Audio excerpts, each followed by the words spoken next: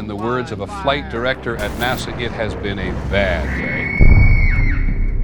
I will never turn down a chance to learn more about the birthplace of Tex-Mex and Southern hospitality, but as we know by now, it's not all sunshine and sweethearts in the South, so today we're taking a look at the darker side of this southern state, Texas. Starting off our list today, we have the Aggie Bonfire collapse of 1999.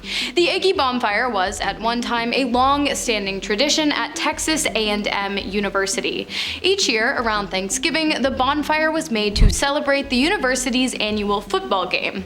At first, the bonfires were small and unorganized events, but eventually it turned into a whole spectacle, and in 1969, the school even set a world record for having the largest bonfire. But all of that came to an end in 1999 when, during the construction of the bonfire, which was made out of wooden debris, it collapsed, killing 12 adults studying at the university and one former student, as well as severely injuring 27 others. After that, the bonfire celebration was banned from the campus. However, in 2002, the tradition started up again, but off campus and unsanctioned. Next up, we have Hurricane Ike, which in 2008 devastated parts of Texas, caused the death of over 80 people, and injured hundreds more. Although a warning was issued prior to the hurricane reaching the city, over 140 residents failed to evacuate the Texas Gulf Coast danger zones, likely due to fear of traffic jams. Winds of 110 miles per hour touched down in Texas in the morning of September 13th, causing massive waves which tossed boats out of the water and onto land with ease and damaged many houses along the shoreline. Not only that, but the hurricane caused a massive power outage that left somewhere between 2.8 to 4.5 million people without electricity for weeks up to months. In order to survive, many people had to climb trees, punch holes right through their attic ceiling in order to gain access to higher ground, and cling to floating debris so as to not get swept under by the rising waters. When the storm finally died down, an estimated 1,000 homes had been flooded in Texas, and the city of Galveston was declared uninhabitable. And the city of Houston imposed a week-long curfew for the safety of its citizens due to the power outage. Next up, we have the Sutherland Springs church tragedy, which took place on November 5th of 2017. During a service at the First Baptist Church, a local man named Devin Kelly entered the place of worship and opened fire on its congregants. He killed 26 people and injured 22 others before being hit by a projectile fired from the weapon of another local resident. After being hit, Kelly hopped in his car and fled the scene. Police trailed behind Kelly for some time in a high-speed car chase, but at some point during which Kelly seemingly gave up. But instead of allowing himself to get arrested, he instead turned his weapon on himself and took his own life. The event went down in history as the deadliest mass killing carried out with a firearm in Texas history, and the deadliest in an American place of worship. After the incident, it came to light that the perpetrator, Kelly, had obtained DV charges prior to purchasing his weapon, which should have rendered him unable to do so, and so in 2021, a federal judge ruled that the federal government had been negligent and awarded surviving victims and the families of the deceased nearly $250 million.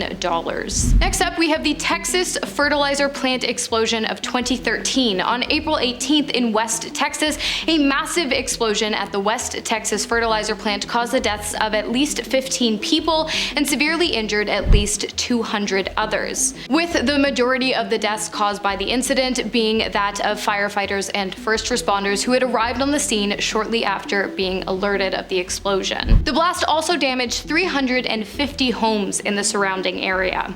The explosion was the result of a fire breaking out in the company's fertilizer and seed building, which then came into contact with ammonium nitrate, which triggered the blast. But how the fire started is unknown. Investigators' theories go all the way from an electrical malfunction to arson. Further investigations also revealed that the plant had not disclosed that they had been storing ammonium nitrate on a facility sitting in such close proximity to nursing homes and learning centers, which had to be repaired and rebuilt after the blast, which was so intense it actually registered as an earthquake in West Texas and left a crater 10 feet deep and nearly 100 feet wide. Next up, we have the Waco Waco Siege of 1993. During the early 90s, a religious cult known as the Branch of Davidians, led by David Koresh, took up residency in the Mount Carmel Center Ranch in McLennan County, Texas. But the police suspected that there was a little more going on than misguided worship inside the walls of the ranch,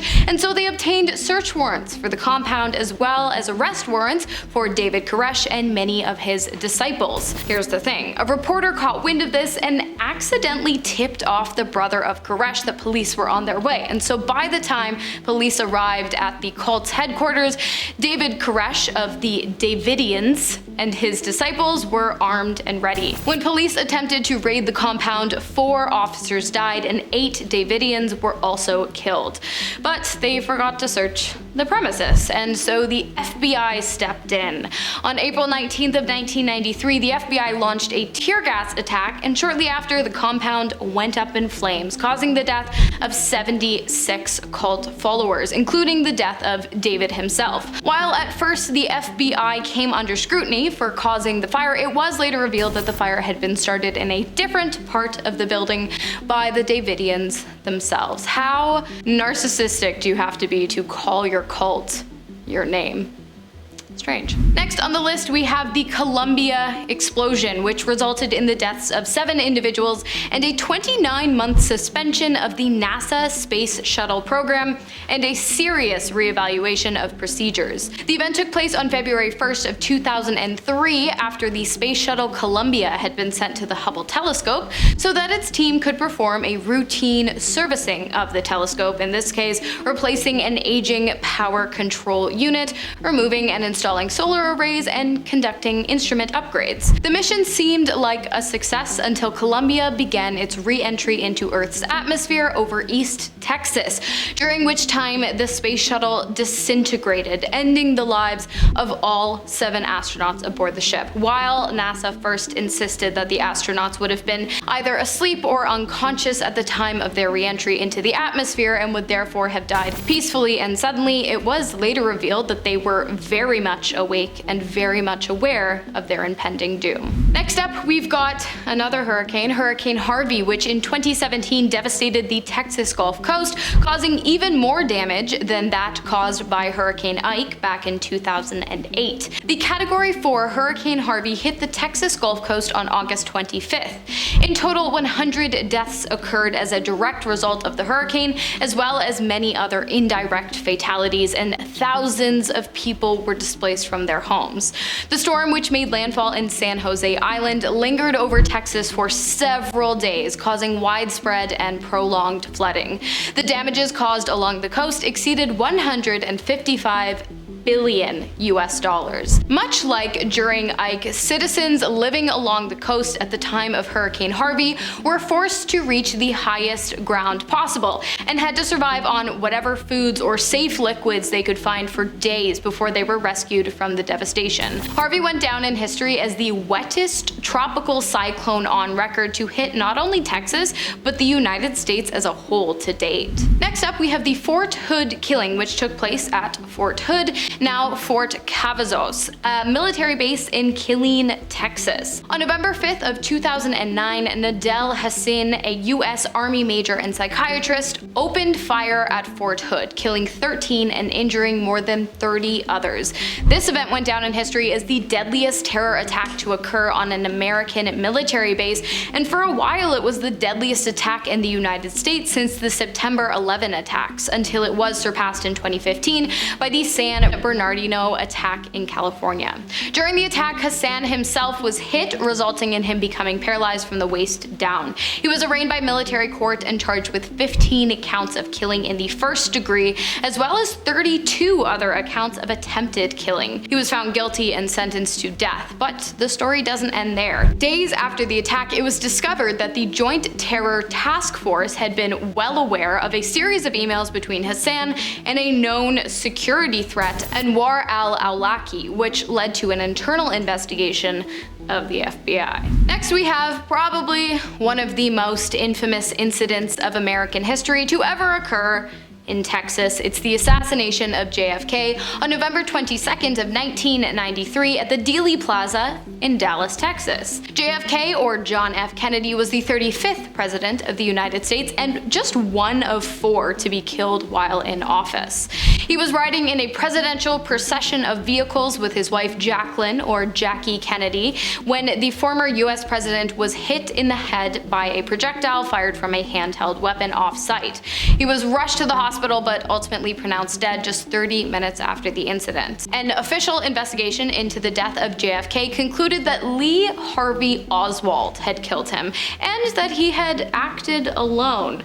No reason was ever given, though, as to why Oswald might have wanted the president dead, as just 2 days after Oswald was accused of the act, he was killed by an American nightclub owner named Jack Ruby, who was sentenced to death for killing Oswald. And so there is no real way of knowing whether Oswald really did act alone or what his motives would have been in doing so. There's a lot of conspiracies surrounding the whole thing. If you guys want to see a video on that, you know where to let me know. And finally, to finish us off today, we have the Phillips Petroleum explosion of 1986. On October 23rd, the Phillips Petroleum Company suffered majorly after a series of explosions occurred at their chemical complex in Pasadena, Texas, near the Houston Ship Channel. The blasts were so bad, the first one actually registered as a 3.5 on the Richter scale, which is normally reserved for measuring the intensity of earthquakes. And the fires that broke out as a result of the explosion took 10 hours to get under control, likely due to the fact that the blast devastated many water pipes and fire hydrants in the area. The initial explosion, which led to the others in a devastating chain reaction that caused the death of 23 employees and the severe injuries of 314 more, was caused by a release of extremely flammable process gases used to produce plastic used in food containers. Lovely. Think about that the next time you're putting plastic in the microwave. PSA. The company was fined $5,666,200 US by the United States Occupational Safe and Health Administration for their negligence that resulted in the fire. Not a good day in history for big plastic. All right, you guys, that is the video for today. Thank you so much for watching. I hope you enjoyed it. I hope you learned something. If you have any suggestions or anything you feel I might have missed, feel free to post down below. I've been your host, Hannah Thompson. I look forward to seeing you in the next video.